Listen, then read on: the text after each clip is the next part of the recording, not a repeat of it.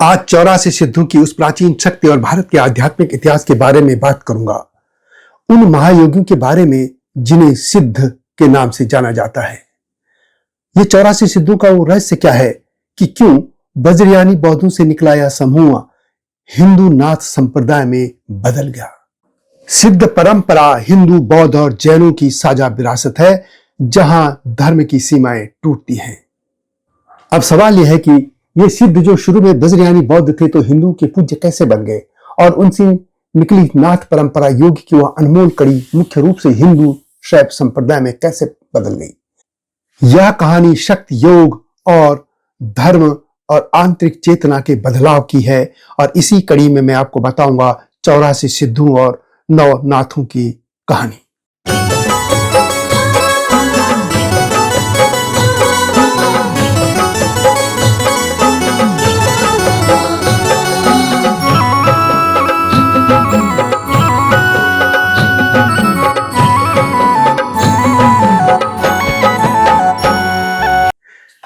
जय हिमालय, जय भारत।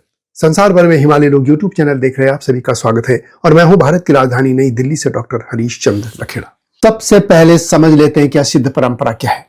सिद्ध शब्द संस्कृत से निकला है और इसका अर्थ है परिपूर्ण या सिद्ध प्राप्त करने वाला।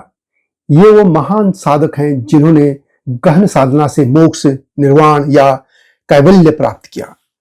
ये परंपरा मुख्य रूप से बौद्ध धर्म की वाम मार्गी साधना से जुड़ी थी, जिसमें भोग को तात्विक समता यानी सब कुछ एक ही के रूप में महत्व दिया जाता था।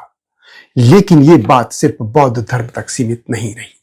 हिंदू शैव शाक्त परंपरा में शिव शक्ति साधना से जुड़े और जैन में सम्यक दर्शन ज्ञान चरित्र से कैवल्य प्राप्ति के प्रतीक भी बने। तिब्बती बौद्ध ग्रंथ चतुर्शीत सिद्ध प्रवृत्ति में इन्हें महासिद्ध कहा गया है। सिद्धों ने अपनी साधना को अपभ्रंश जैसी जनभाषा में व्यक्त किया, जिससे हिंदी साहित्य की प्रारंभिक पृष्ठभूमि तैयार हुई। दोहे, पद, रहस्यवाद पूर्ण रचनाएं आज भी इनकी जो है वो प्रेरणा देती हैं। इनकी संख्या की बात करें तो सिद्धों की संख्या 84 मानी जाती है, जो ब्रह्मांड की 84 ऊर्जाओं या 84 लाख योनियों का प्रतीक है। इनमें राजा भी थे, वैश्याएं भी थी, महिलाएं भी थी और समाज के निचले वर्ग के लोग भी थे, यानी हर वर्ग से थे, जो यह साबित करता है कि सिद्धि साधना से आती है, जाति या पद से नहीं। इस विषय पर आगे बढ़ने से पहले आपसे अनुरोध है कि हिमालय लोग यूट्यूब चैनल को सब्सक्राइब अवश्य कर दीजिएगा, जिन्होंने अब तक ऐसा नहीं किया है या जो चैनल पर नए हैं, और मेरे सत्यमेव जयते चैनल को देखिएगा, यह आपसे विनम्र अनुरोध है। तो बात करते हैं सिद्धों की। सिद्धों की साधना अनोखी थी। तांत्रिक पद्धतियों के साथ वाम मार्गी तत्व जैसे मद्य यानी शराब, मांस, मत्स्य, मछली, मुद्रा, अन्न और मैथुन, ये सब इसमें शामिल था। ये भोग साधना के साधन थे, न कि विकार, और उद्देश्य था द्वंद्वों से ऊपर उठना। लेकिन बाद में यही बातें विकृतियों के रूप में सामने आने लगी थी। लेकिन पहले बात करते हैं सिद्धों के नामों की। सिद्धों के नाम तिब्बती जो परंपरा है या भारत की परंपरा या नाथों की परंपरा, उसमें अलग अलग हो सकते हैं थोड़े से नाम, लेकिन मुख्य तौर पर इनके नाम हैं सरहपा, शबरपा, कणहपा, लुईपा, कुकरीपा, डुम्बिम्पा, धरिपा, महिपा, बीनापा, ओम्बिपा आदि आदि। हिंदू नाथ परंपरा में कुछ नाम जैसे गोरक्षनाथ, चौरंगीनाथ जैसे भी शामिल हैं। ये कह सकते हैं कि 84 सिद्धों की सूची तिब्बती, हिंदू और जैन ग्रंथों में, बौद्ध ग्रंथों में कुछ भिन्न है, लेकिन मूल उनके संदेश एक ही है कि उन्होंने आंतरिक जागरण किया था। इन सिद्धों में लुईपा एक चांडाल था जो मछलियों के आंतें साफ करता था, लेकिन गुरु कृपा से वो सिद्ध बने। इसी तरह की कहानियां सभी 84 सिद्धों के साथ जुड़ी हैं।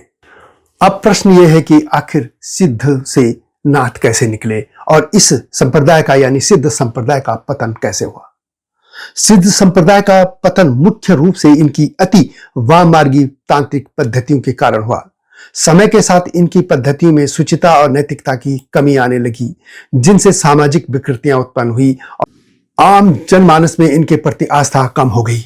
इसके अलावा इस्लामी आक्रमण के कारण भी कई तांत्रिक केंद्रों का विनाश हुआ। इस्लामिक आतंक के भय के चलते बहुत से सिद्ध पुरुष हिमालय की शरण में चले गए थे। सिद्धों के पतन के बीच ही नाथ संप्रदाय का उदय हुआ, यानी लगभग 10वीं 12वीं शताब्दी के बीच। यह सिद्ध परंपरा का ही सुधारवादी और विकसित रूप था। सिद्धों से नाथ बनने की एक लंबी प्रक्रिया रही है। सिद्धों की वाम मार्गी योग साधना की प्रतिक्रिया में गुरु मछेंद्र नाथ और उनके शिष्य गुरु गोरखनाथ ने शुचिता, संयम और अहिंसा पर जोर दिया।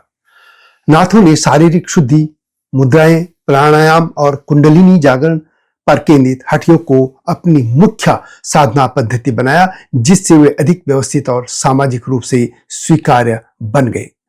गुरु गोरखनाथ ने संप्रदाय को पुनर्गठित किया। 84 सिद्धों में से 9 प्रमुख आचार्यों को चुनकर नवनाथ की परंपरा विकसित की और एक सुव्यवस्थित मठवासी व्यवस्था कनफटाज योगी का निर्माण भी किया।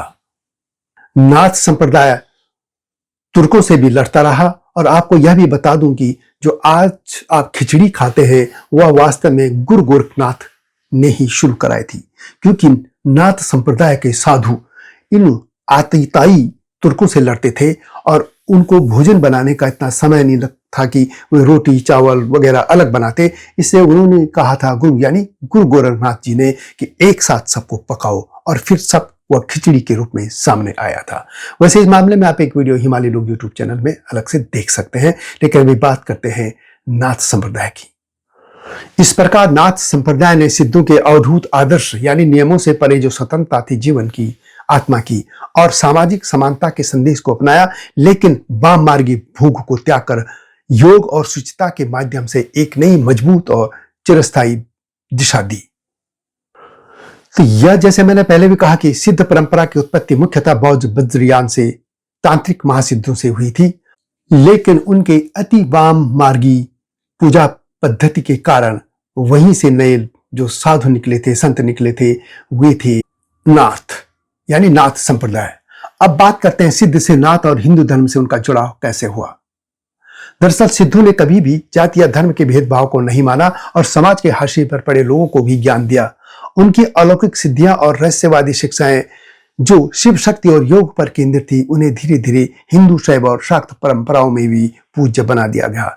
यानी नाथ संप्रदाय के साथ जो ये सभी जुड़े थे वो हिंदू धर्म की तरफ आ गए थे। और वैसे भी भारत में बौद्ध धर्म विलय होने के कगार पर था।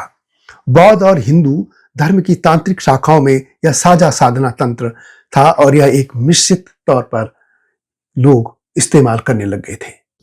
इसी परंपरा से निकले गुरु गोरखनाथ और मछेंद्र नाथ ने जब नाथ संप्रदाय की स्थापना की तो उन्होंने सिद्धों की विवादित वाम मार्गी भोग साधना को, जैसे मैंने पहले भी कहा, त्याग दिया था। उन्होंने इसके बजाय हठ योग, काया शुद्धि और शुचिता पर जोर दिया। यह सुधारवादी योग केंद्रित मार्ग शैव धर्म के सिद्धांतों के निकट था। गुरु गोरखनाथ के नेतृत्व में यह संप्रदाय संगठित होकर मुख्य रूप से हिंदू शैव संप्रदाय के रूप में स्थापित हुआ और उत्तर भारत में अत्यधिक प्रभावशाली हो गया। यदि आप हिमालय क्षेत्र में भी देखें तो चाहे अमरनाथ हो, हिमाचल में बैजनाथ हो, उत्तराखंड में बद्रीनाथ, केदारनाथ या आगे पशुपतिनाथ नेपाल में या और भी भारत के हिस्सों में जहां भी आप किसी भी धाम के साथ नाथ देखते हैं तो यह सब नाथ संप्रदाय की ही मुख्य भूमिका रही कि उन्होंने मुस्लिम कालखंड में इन धार्मिक स्थलों की रक्षा की। और इस तरह वज्रयानी शाखा से निकली यह संत परंपरा, साधु परंपरा नाथ संप्रदाय के रूप में 10वीं, 11वीं, 12वीं शताब्दी में गुरु गोरखनाथ के नेतृत्व में मुख्य रूप से शैव संप्रदाय में बदल गई। अगली बार नाथों पर मैं वीडियो लाऊंगा और उसमें बताऊंगा कि जय गुरु गोरखनाथ, अलख निरंजन, ये सब कुछ कैसे सामने आए थे। ये वीडियो कैसी लगी कमेंट में अवश्य लिखें। जल्दी आऊंगा नई स्टोरी के साथ, तब तक जय हिमालय, जय भारत।